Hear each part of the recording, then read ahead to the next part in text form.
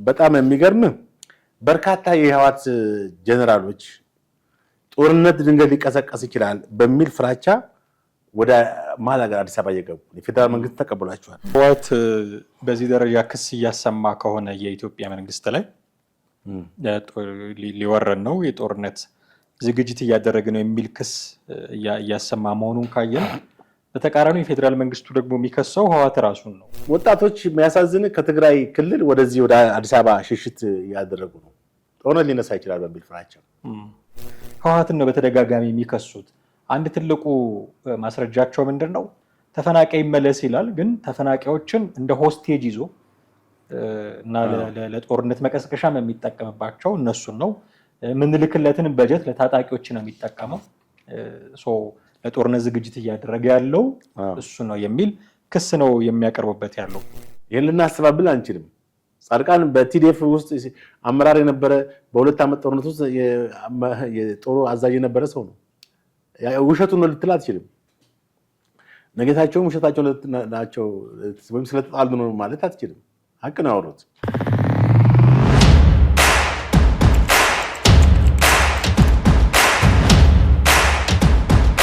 ሰላም ጤና ይስጥልን። እንዴት አላችሁ ውድ ቤተሰቦቻችን? ዘኢትዮጵያን እየተከታተላችሁ ትገኛላችሁ። ጥላሁን አክሊሉና አማሃ ደግፋ በወቅታዊ ፕሮግራማችን ወደ እናንተ መጥተናል። የህወሓትና የፌዴራል መንግስቱ ነገር ከሰሞኑ ትንሽ የቃላት ምልልሶችም አሉት፣ ተባብሶ የቀጠለ ይመስላል። ይህንን ጉዳይ ለመፈተሽ እንሞክራለን። እስከ ፕሮግራማችን ፍጻሜ ድረስ አብራችሁን ትቆዩ ዘንድ ያክብሮት ግብዣችን ነው። ከኛ ጋር ስትቆዩ ቻናላችንን ሰብስክራይብ በማድረግ የደውል ምልክቱን በመጫን ቪዲዮቻችንንም እንዲሁ ሼር እና ላይክ በማድረግ የተለመደ ትብብራችሁን ታደርጉ ዘንድ በትህትና ለመጠየቅ እንወዳለን። ወደ ዛሬው ፕሮግራማችን እናልፋለን። አብራችሁን ቆዩ። ጥላይ እንዴት አለ? ሰላም ነኝ፣ እግዚአብሔር ይመስገን አለን። የቲፒኤልኤፍ ህወሓትና የፌዴራሉ መንግስት ጉዳይ አሁን የቃላት ምልልሱ በጠቅላይ ሚኒስትር ደረጃ ሆኗል። አሁን ባለፈው በትግርኛ ቋንቋ ህወሓትን እና ሻዕቢያን የኤርትራ መንግስትን ትኩረት ያደረገ ቃለ ምልልስ መስጠታቸውን እናስታውሳለን። የህወሓት መንግስት የህወሓት ፓርቲ ለማለት ይቸግረናል፣ የምርጫ ቦርድ እውቅና ስለሌለው ህወሓት እያልን ብንቀጥል ግን እንግባባለን ብዬ አስባለሁ።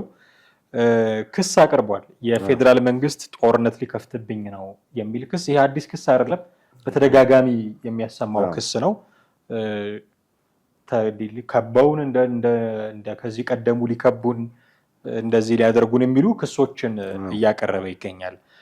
ጠለቅ ወዳሉት ጉዳዮች እንገባለን። ግን ምን ያህል እውነት ነው ክሱ የሚለውን በማየት ያው አንተ እንዳልከው ህወሓት የመክሰስና ሌላውን የመወንጀል የኋላ ማንነት ወይም ባክግራውንድ ያለው ነው።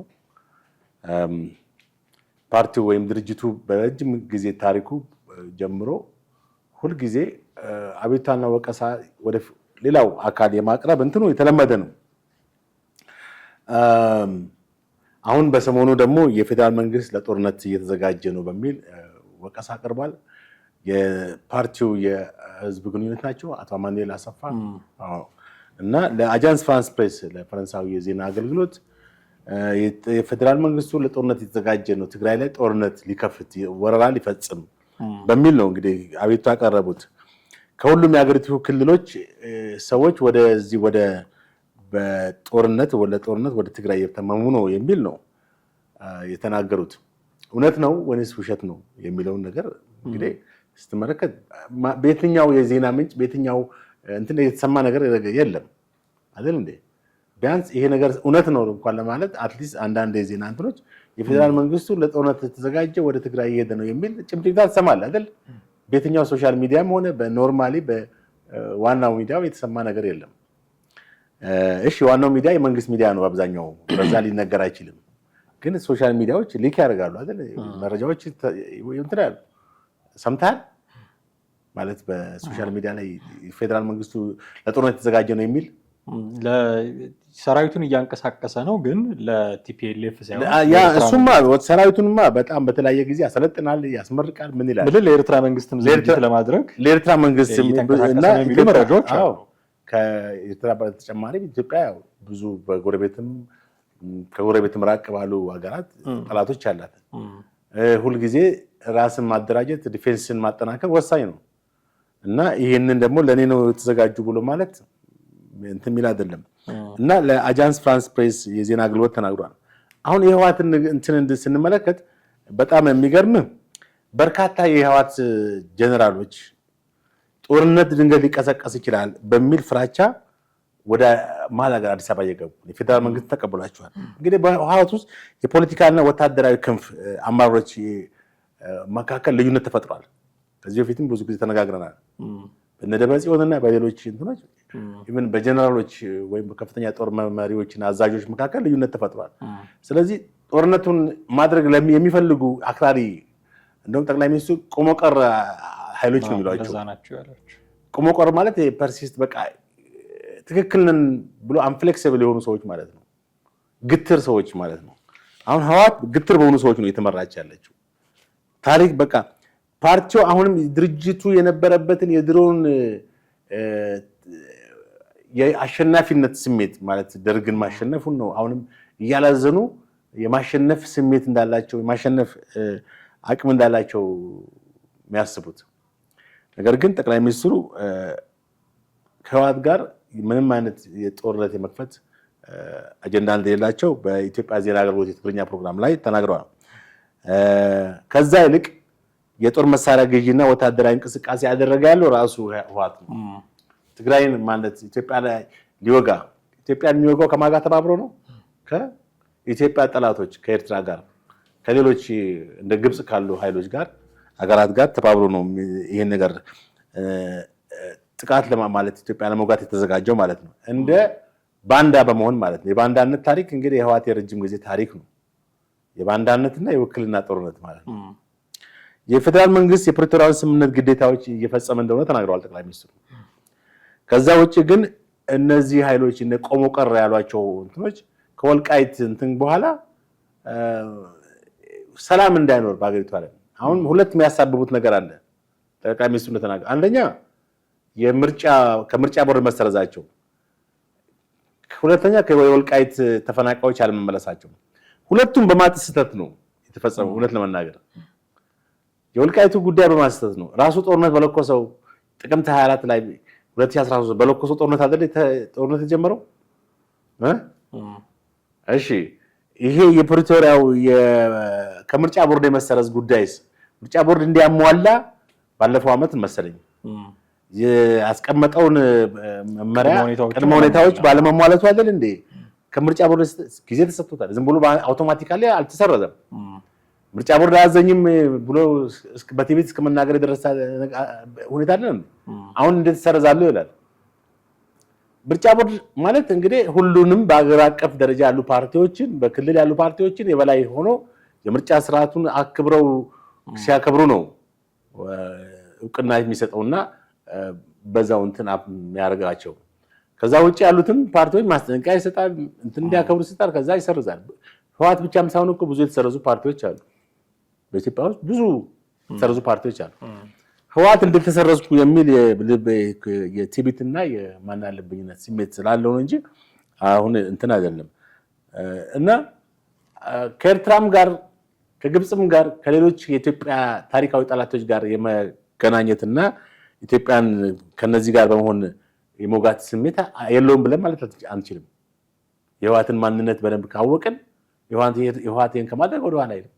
እነዚህ አሁን አመራሮች ወደ እንትን የመጡት ስማቸውን መጥቀስ ካስፈለገ ብርጋዴር ጀነራል ከበደ ፈቃዱ የህወሓት አመራር የቲዲኤፍ ሰራዊት አዛዥ ነበረ። ብርጋዴር ጀነራል ጉሽ ገብረ አሁን ይሄ በጣም እንግዲህ ከህወሓት ጋር ለረጅም ጊዜ ስሙ የሚነሳ ጀነራል ነው። እንደገና ደግሞ ብርጋዴር ጀነራል ዞዱ ኪሮስ የሚባል ሸሽተው የመጡት እንደገና ወዲ አንጥሩ የተባለ አዛዥ፣ ሌሎች ኮሎኔሎች ብዙ ናቸው። እንግዲህ በቅርቡ ነው ጥለው የመጡት።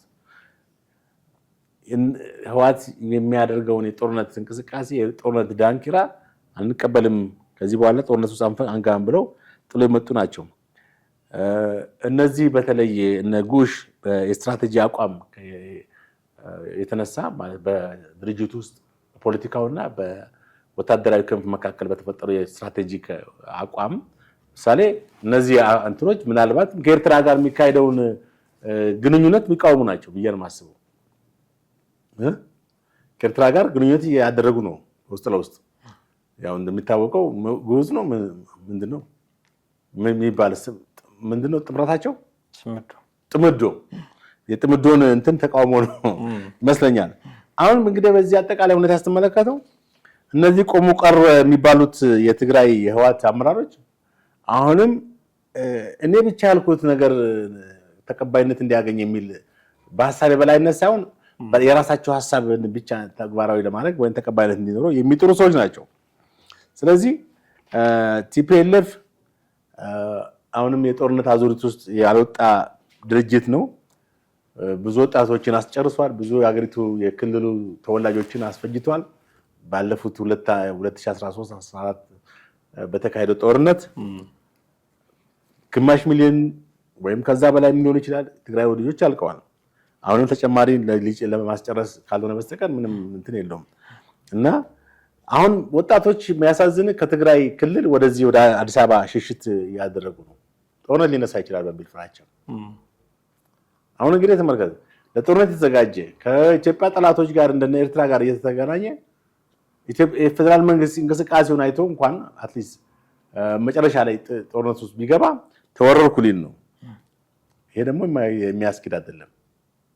ስለዚህ አሁንም ያለው አማራጭ ወደ ሰላም የመምጣት ምናልባት እኮ ህወሓት እንደው ከፕሪቶሪያ ስምምነት በኋላ ሰላማዊ እንቅስቃሴዎችን ቢያካሂድ ኖሮ ይሄኔ በምርጫ ቦርድም የሚሰረዝበት ሁኔታ የለም። ታስታውሳለህ? የዛን ጊዜ ምርጫ ቦርድ የሰጣቸው የሶስት ወር ጊዜ ገደብ አንቀበልም፣ ምርጫ ቦርድን እኛ እንትን አይለንም ምናምን እስከ ማለት ድረስ የደረሱ ናቸው። የምርጫ ቦርድን ስርዓት መጀመሪያ 2012 ዓ.ም ከጦርነቱ በፊት ጳጉሜ ላይ ይሄ ኢትዮጵያ በኮሮና ምክንያት ምርጫው ሲራዘም እኛ ያገባንም ብለው የራሳቸው ምርጫ ያካሄዱ ሰዎች ናቸው። ይሄ ራሱ ከባድ ጥፋት አይደል? ይባለፈው ማለት ኦኬ፣ እሱ ተባልፏል። ከዛ በኋላ ባሉት ሁኔታዎች አሁንም ተደጋጋሚ ጥፋቶችን ሆን ብለው ማለት ያደረጉ ነው። ከዛ ደግሞ እነሱ ወደ ማንም ያሳበቡት ወደ ፌደራል መንግስት የፌደራል መንግስት ሊወረን ነው በሚል ለዓለም አቀፍ ሚዲያ ምናልባት እንግዲህ አሁን ከዚህ ከዓለም አቀፍ ሚዲያ ጫና እንዲደረግ ነው በኢትዮጵያ መንግስት ላይ በእነሱ አስተሳሰብ። ያ ደግሞ የሚያስኬድ ነገር አይደለም። ምክንያቱም ሁልጊዜ ትክክለኛ ነገር ነው። ሚዲያዎችም የፈለገ እንደው እውነትን ሊያጣምሙ ቢሞክሩ እውነት አሁን ተመልከት፣ በትግራይ ጦርነት እነ አልጀዚራ እነ ቢቢሲ እነ ሲኤንኤን ሁሉ ከትግራይ ወገን ነበሩ፣ ከትግራይ ጋር ነበሩ። ኋላ ላይ ግን ተረዱት እውነቱን ማን ጥፋተኛ እንደሆነ በጦርነቱ ማን መነሻው ማን እንደሆነ ከህወሓት ጋር ሆኖ ሲያራግቡ ነበር። ኋላ ላይ እውነቱን ተረድተው ዝም ነው ያሉት፣ ጸጥ ነው ያሉት። አሁን ህወሓት ላይ ሲያራግብ የነበረው ያው ፈረንጅ የት አለ እና ህወሓት በዚህ ደረጃ ክስ እያሰማ ከሆነ የኢትዮጵያ መንግስት ላይ ሊወረን ነው የጦርነት ዝግጅት እያደረገ ነው የሚል ክስ እያሰማ መሆኑን ካየን፣ በተቃራኒው የፌዴራል መንግስቱ ደግሞ የሚከሰው ህወሓት ራሱን ነው። የጦርነት ዝግጅት እያደረገ ነው የሚል ክስ የሚያቀርበው ህወሓትን ራሱን ነው። በተለያዩ ከዚህ በፊት ውጭ ጉዳይ ሚኒስቴር በሚኒስትሩ ዶክተር ጌዲዮን ጢሞቴዎስ በኩል ለዓለም አቀፉ ማህበረሰብ፣ ለተባበሩ መንግስታት ድርጅት፣ ለእነ አሜሪካም ለአውሮፓ ህብረትም ደብዳቤ ይጽፍ ነበረ። ህወሓት ሻዕቢያ እና ህወሓት ማነው ፋኖ አንድ ላይ ሆነው ሊወጉኝ ነው የሚል ጥምረት ፈጥረው ሊወጉኝ ነው የሚል መግለጫ ማነው ደብዳቤ ጽፎ እንደነበረ እናስታውሳለን። በመንግስት ኮሚኒኬሽን መስሪያ ቤት በኩልም እንዲህ አይነት ነገሮች ይናገሩ ነበረ። አሁን ጠቅላይ ሚኒስትሩም ቆሞ ቀር ነው፣ በጦርነት ብቻ ነው ምንድነው ህይወቱን ማስቀጠል የሚፈልገው፣ የትግራይ ወጣቶችን እና ህዝቡን በጦርነት የማይሆን ነገር ውስጥ ለማስገባት የሚጥር ድርጅት ነው የሚል መልሰው ክስ የሚያቀርቡት ራሱ ህወሓት ላይ ነው። አሁን ቅድም ያየነው ህወሓት መንግስት ላይ ነው ክስ የሚያቀርበው ለጦርነት እየተዘጋጀ ነው ብሎ፣ በተቃራኒው መንግስት ከጠቅላይ ሚኒስትሩ ጀምሮ ሌሎች የሚኒስትር መስሪያ ቤት ኃላፊዎች፣ ኮሚኒኬሽን መስሪያ ቤቱም ጭምር ህወሓትን ነው በተደጋጋሚ የሚከሱት። አንድ ትልቁ ማስረጃቸው ምንድን ነው? ተፈናቃይ ይመለስ ይላል፣ ግን ተፈናቃዮችን እንደ ሆስቴጅ ይዞ እና ለጦርነት መቀስቀሻም የሚጠቀምባቸው እነሱን ነው። ምንልክለትን በጀት ለታጣቂዎች ነው የሚጠቀመው፣ ለጦርነት ዝግጅት እያደረገ ያለው እሱ ነው የሚል ክስ ነው የሚያቀርቡበት ያለው። ህወሓት ፌዴራል መንግስቱ ላይ ያቀረበውን ክስ ምንነቱን እንደዛ ካየን የፌዴራል መንግስቱ ውስጥ ህወሓት ላይ የሚያቀርበው ክስ ምን ያህል እውነት ነው የሚለውንም ደግሞ መገምገም አለብን። እንግዲህ በሁለቱም በኩል መካሰስ አለ። የህወሓትን አይተናል። የፌዴራል መንግስቱን ደግሞ ፌዴራል መንግስቱ አሁን በጀት እየተላከ መሆኑን ነው እየተገለጸ ያለው። ህወሓት ግን በጀት ከጥቅምት ጀምሮ የድጎማ በጀት እና እንዲሁም የነዳጅ አቅርቦት መቋረጡን ነው እየተነገረ ያለው። ይሄንን እንግዲህ በኒውትራል በሆነ እንትን ማጣራት ሊያስፈልግ ይችላል። ይሁንና ቅድም የጠቀስኩት እኔ ከህወሓት ማንነት እውነትን የመደበቅና የራሱን የፓርቲው ባክግራውንድ በውሸትና በሐሰት ፕሮፓጋንዳ የተሞላ ከመሆኑ አንጻር ዛሬም የትግራይን ህዝብ እየዋሸና እያታለለ ስለመሆኑ እንግዲህ በተደጋጋሚ ከፓርቲው አመራሮች የሰማነው ሀቅ ነው አይደል? አሁን ፓርቲው ሽፋን ነው እየፈለገ ያለው። ብቻውን ከዚህ በኋላ ኢትዮጵያ ጋር ውጊያ ቢፈጥር እንደማይችል ያውቀዋል። አሁን እንደ ኤርትራ ካለ ቡድን ጋር ነው መወዳጀትና ጦርነት መቅጠም የሚፈለገው። ከግብፅም ከተቻለ ግብፅ በቀጥታ ባትመጣ በመሳሪያና በሎጂስቲክ እንትን ከሰጠችው እንትን የማድረግ ሁኔታ አለ። ጠቅላይ ሚኒስትሩም ያሉት ይሄንን ነው። ራሱን በጦር ሰራዊት እያደራጀ መሳሪያ እያከማቸ ነው። የማዕድኖችን የትግራይን ማዕድን እየሸጠ ነው። አሁን ትግራይ ማዕድን አለው። ይሄ የህዝብ ሀብት ነው። የህዝብ ሀብትን እየሸጠ ነው ጦር መሳሪያ እየገዛ ያለው። ስለዚህ እነዚህ ነገሮች አሁን ህወሓት ትክክል አለመሆኑን ምናይበት ነው። ከአቶ ጌታቸው ረዳ በተጨማሪ በርካታ የፓርቲው ቀድሞ አመራሮች ስለ ህወሓት ማንነት በትክክል ያስቀመጡት ሀቅ ነው። ስለዚህ እኛ ስላልን አይደለም፣ ራሳቸው እዛው የነበሩ ሰዎች ህወሓት እነ ጀነራል ጻድቃን በስፋት የተናገሩት ሀቅ ነው አይደል? ስለዚህ ጻድቃን ምንድነው ያለው? ከኤርትራ መንግስት ጋር ግልጽ ግንኙነት አለው ብሏል አይደል? ይሄን ልናስተባብል አንችልም። ጻድቃን በቲዲኤፍ ውስጥ አመራር የነበረ በሁለት ዓመት ጦርነት ውስጥ የጦሩ አዛዥ የነበረ ሰው ነው። ውሸቱን ልትል አትችልም። ነገታቸውም ውሸታቸው ናቸው ወይም ስለተጣሉ ነው ማለት አትችልም። ሀቅ ነው ያወሩት እና በጀት የተላካኝልኝ አይደለም ከጥቅምት ወር ጀምሮ የነዳጅ ድጎማም አልሰጠኝ ነው የሚለው።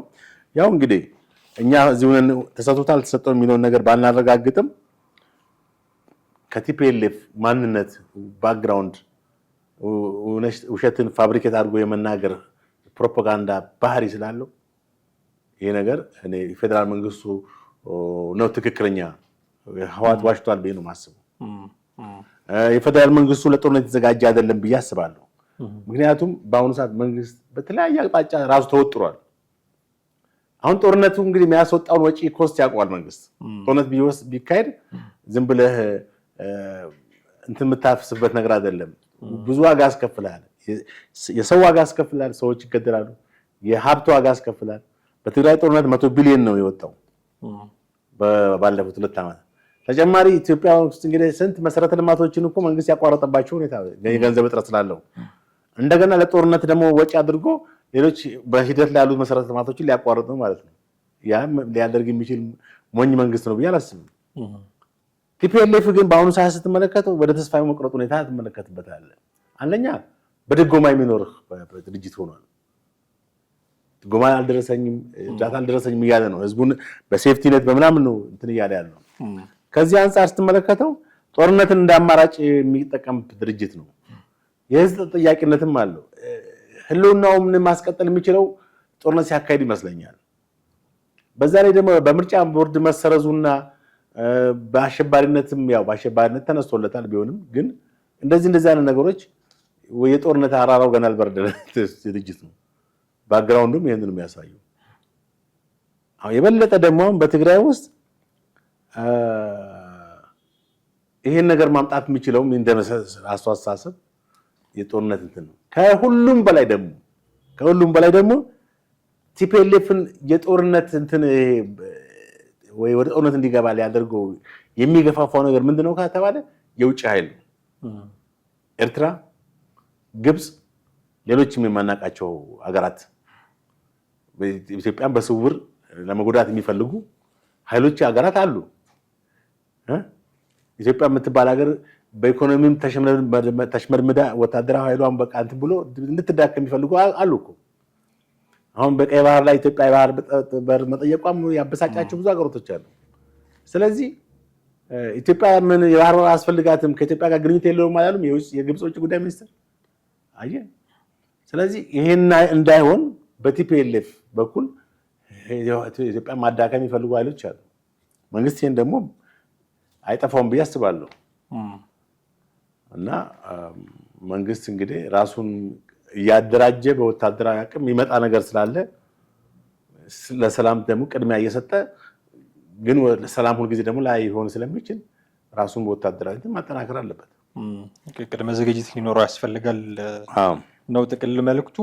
አንድ ነገር አንስተን እናብቃ። እንግዲህ አሁን ዝግጅት እያደረገ ከሆነ ቲፒኤልኤፍ ትግራይ ላይ ተቀምጦ ራሱን ለጦርነት ዝግጅት እያደረገ ከሆነ ጦርነቱ እንደው ዝም ብሎ የፌዴራል መንግስትና የቲፒኤልኤፍ አይደለም እንደባለፈው ጦርነት። ባለፈው የሁለቱ ጦርነት ነው የነበረው። በተባራሪ የምንሰማቸው ነገሮች ነበሩ። የሌሎች ሀገር ዜጎችም ጦርነቱን የተሳትፈው ይዣለው ብሎ መንግስት የሚያወጣቸው መረጃዎች ነበሩ። ያኔ ግን ያን ያህል ስር የሰደደ ግንኙነት የፈጠሩ ሀገራት እዛ ጦርነት ላይ ነበሩ ለማለት ይቸገራሉ። በእርግጥ በኢትዮጵያ መንግስት ሳይድ ሆና ኤርትራ ትዋጋ ስለነበረ የኤርትራም ጭምር ነበረ ጦርነቱ። በመንግስት ሳይድም ኢቭን የነበሩ ነፋኖ ልዩ ኃይል የሌሎች ክልሎች ልዩ ኃይሎችም ነበሩ። እንደዚህ በርካታ ነገሮች ሊነሱ ይችላሉ። ግን ሞሮርለስ የሀገር ውስጥ ጉዳይ ነበረ ጦርነቱ ከዚህ በፊት የነበሩት ጦርነት። አሁን ግን ቲፒኤልኤፍ እና የፌዴራል መንግስት ጦርነት ቢከፍቱ ኢሚዲየትሊ ጦርነት ውስጥ ጆይን የሚያደርጉ ሌሎች ደግሞ አካላት አሉ። ስትገልጻቸው ነበር እነ ግብፅ፣ ኤርትራም ኢቭን እና ሌሎች ቀጠናው ላይ ፍላጎት ያላቸው ሌሎች ሀገራትም ይኖራሉ። በተጓዳኝ የፋኖም ጉዳይ አንድ ተያይዞ የሚመጣ ጉዳይ ነው የሚሆነው። ያኔ ከመንግስት ሳይድ ነበረ። አሁን ፕሮባብሊ ከህወሓት ሳይድ ሆኖ ሊዋጋ የሚችለው ጦርነት ከተጀመረ። ስለዚህ ከባለፈው መልኩ ትንሽ ለወጥ ያለ ጦርነት ነው የሚሆነው። የኃይል አሰላለፉም ለወጥ ያለ ነው። በዚህ ሁኔታ ውስጥ ትግራይ አሁን ያለችበትን ሁኔታ መገምገም ምናልባት የዚህ ጊዜ አንገብጋቢ ጉዳይ ነው የሚሆነው ብዬ አስባለሁ።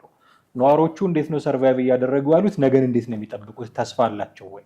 ወጣቶች እየወጡ ነው፣ ወደ አዲስ አበባ እየሄዱ ነው ይባላል። በረራዎች ሲታዩ ከአዲስ አበባ ወደ መቀሌ የሚሄዱ በረራዎች ባዶ ናቸው። ከመቀሌ ወደ አዲስ አበባ ግን ኦልሞስት ለሳምንት ወይ ለሁለት ሳምንት ኦልሬዲ ቦክድ ናቸው ቦታዎቹ እንደዚህ። ስለዚህ በጣም ብዙ ወጣት ይመጣል ማለት ነው ወደ አዲስ አበባ። ጦርነቱንም ሽሽት ሊሆን ይችላል፣ ኢኮኖሚውንም መቋቋም አቅቶት ሊሆን ይችላል። ብዙ ሰው ወደ እንደው ስሙን ማጠልሸት ካልሆነ የሀገር ውስጥ መፈናቀል ኢንተርናል ዲስፕሌስመንት ልትለው በምትችለው ደረጃ ወደ አዲስ አበባ ሙቭ ሲያደርጉ ነው የምታያቸው። እና ይሄ ባለበት ሁኔታ አሁን ትግራይ ክልል እንዴት አይነት ስጋት ውስጥ ነው ያለው? ነገስ ተስፋው ምንድን ነው የሚለውን ነገር መዳሰስ ትክክል። አሁን ባለፈው በጥር ወር ላይ በዚህ በወልቃይት አካባቢ በተነሳ ግጭት በጣም እንግዲህ በጣም ብዙ ሰው ሞቷል፣ ተጎድቷልም እና ትግራይ ውስጥ እንደገና ጦርነት የመቀስቀስ ሁኔታ በጣም እንደዛ አይነት ስሜት ስለነበረ ባንኮች በጣም ብዙ ተጨናንቀው ነበረ። ሰዎች ገንዘባቸውን ከባንክ በማውጣት ኢትዮጵያ አየር መንገድ በረራ አቁሞ ነበር። ታስታውሳለህ? ለስንት ቀን ነው? ለ4-5 ቀን ብቻ አቁሞ ነበር። እና ይሄ ሁኔታ ስትመለከተው አሁንም በትግራይ ውስጥ ያለው ህዝቡ በስጋት ነው ያለው። ከዛሬ ነገ ጦርነት ይከፈታል። ምክንያቱም በህወሓት አስተማማኝ ፓርቲ ድርጅት አይደለም። ሊተማመኑበት ወይም በቃ ህዝቡን ይጠብቃል። ህዝቡን በሰላም ወጥቶ በሰላም እንዲገቡ ከጦርነት እና ከግጭት ውስጥ ነፃ አደርጋቸዋል ይባላል። የጦርነት ዳንኪራና የጦርነት ነጋሪት የሚጎስም ድርጅት ነው፣ ፓርቲ ነው። እና ከዛሬ ነገ ጦርነት ሊያፈጥር ይችላል የሚል ፍራቻ ስላላቸው አሁንም ከትግራይ እንዳልከው ሰዎች ከዛ ወደዚህ ነው እየጎረፉ ያሉት እንጂ ከዚህ ወደዛ ማን ይሄዳል? ምክንያቱም የጦርነት አዝማሚያዎቹ እየሰፉ ነው። ህወሓት የሚያስተማምን ወዳጅ አይደለም። ድንገት ብድግ ብሎ ጦርነት ሊከፍት ይችላል። አሁን ኦፖርቹኒቲ ነው እየጠበቀ ያለው ይመስለኛል። የሆነ ኦፖርቹኒቲዎችን ወደ ጦርነት ለመግባት ኦፖርቹኒቲዎችን እየጠበቀ እንዳለ ነው የምትመለከተው። የራሱ ጥያቄዎች አሉ። ሁልጊዜ ክሱ ወደ ማን ነው? ወደ መንግስት ላይ ነው፣ ወደ ሌላ ወደ ተቀናቃኙ አካል ነው። እና ይሄ ደግሞ የህወሓት የቆየ ማንነት ነው። ስለዚህ አንዳንድ ጊዜ እንደዚህ አይነት እንትን በቃ ህወሓት ክልውና ካልጠፋ በትግራይ ህዝብ ኃይል ወይም ትግራይ ህዝብ በቃኝ ብሎ እንትን ካላለው በስተቀር ህወሓት አስቸጋሪ ነው። የማይፋታ እንትን ነው። መዥገር ታውቃለህ? ገጠር አካባቢ መዥገር ከብቶችን እንደዚህ ቆንጥጦ ከያዘ አትነቅለውም በቀላሉ። በቃ በትግራይ ህዝብ ላይ የተጣባ መዥገር በለው ህወሓት ማለት ነው። ወይ አይፋታቸውም። እንግዲህ የትግራይ ህዝብና ህወሓት አንድ ነው ብሎ ለስንት ዓመት ለአምስት አስርት ዓመታት ያክል ህዝቡን ሲያሰቃይ ሲገድል ምን ተጠቀማቸው? ከድህነትና ከኋላ ቀርነት። ሌላው ክልል በጣም በተሻለ ሁኔታ ኢኮኖሚ ያደገ ሲሄድ እነሱ ወደ ታች እንደገና ዲክላይን ማድረግ ጀመሩ። በደርግ ጊዜ የነበሩበት ሁኔታ ይሻላል በአንጻራዊ ደረጃ ስትመለከት። ጦርነትም እያለ ጦርነትም በእነሱ አካባቢ ነው እየተካሄደ የነበረው፣ ግን ይሻላል ትላለህ። አሁን እነሱ የዛ ክልሉ እንግዲህ ክልሉን አስተዳድራሉ በሚል ከራሱ አብራክ የወጡ ህዝቦች ናቸው፣ አመራሮች ናቸው እየጎዱት ያሉት። በቃ ደጋሚ ህዝብ ወጣቱን ለማስጨረስ ነው እየተዘጋጁ ያሉት። ከባድ ነው። ነው እንግዲህ ያለው ሁኔታ በጣም አስጊ ነው የሚሆነው። በተለይ ለህዝቡ በጣም አስጊ ነው የሚሆነው። ጦርነት በተፈጠረ ቁጥር በኢኮኖሚም በህይወትም ጭምር ዋጋ የሚከፍለው ህዝቡ ነው። በተለይም ወጣቱ ደግሞ ጦርነት ላይ እንዲሳተፍ ይፈለጋል። ገንዘብ እንዲያዋጣ ህዝቡም ይጠበቃል ምናምን። ጦርነት መጣ በተባለ ቁጥር ህዝቡ ነው ትልቁን ዋጋ የሚከፍለው። ለህዝቡ እናስባለን ካሉ ስማቸውም እንደዛ አይደል ነፃ ውጪ ምናምን ነፃ የምናወጣው እሱንም ነው ካሉ የህዝቡን ፍላጎት ማክበር፣ ጦርነት እንደማይፈልግ ማወቅ ይጠበቅባቸዋል ብለን እናስባለን። ግን ሁሉም ነገር ደግሞ በጦርነት ብቻ አይደለም መፍትሄ የሚያገኘው። ኢቨን ከፌዴራል መንግስቱም ጋር ቢሆን ንግግርን በማስቀደም መፍትሄዎች እንዲገኙ እንመክራለን። ለዛሬው ግን እጅግ አድርጌ አመሰግናለሁ ጥሌ። ውድ ቤተሰቦቻችን እጅግ አድርገን እናመሰግናችኋለን። እናንተም ከኛ ጋር ነበራችሁ ቆይታ። የዛሬው ፕሮግራማችን ይህንን ይመስል ነበረ። ጥላሁን አክሊሉና አማሃ ደገፋ ከእናንተ ጋር ቆይታ አደረግን። የሚቀጥሉት ፕሮግራሞቻችንን በሌሎች ርዕሰ ጉዳዮች ወደ እናንተ ማድረሳችንን እንቀጥላለን። የዛሬው ላይ ግን ያላችሁን አስተያየት ብናውቅ ደስ ይለናል። ከታች ባለው የሀሳብ መስጫ በኩል ልታደርሱን ትችላላችሁ። እጅግ አድርገን እናመሰግናችኋለን። ጤና ይስጥልን።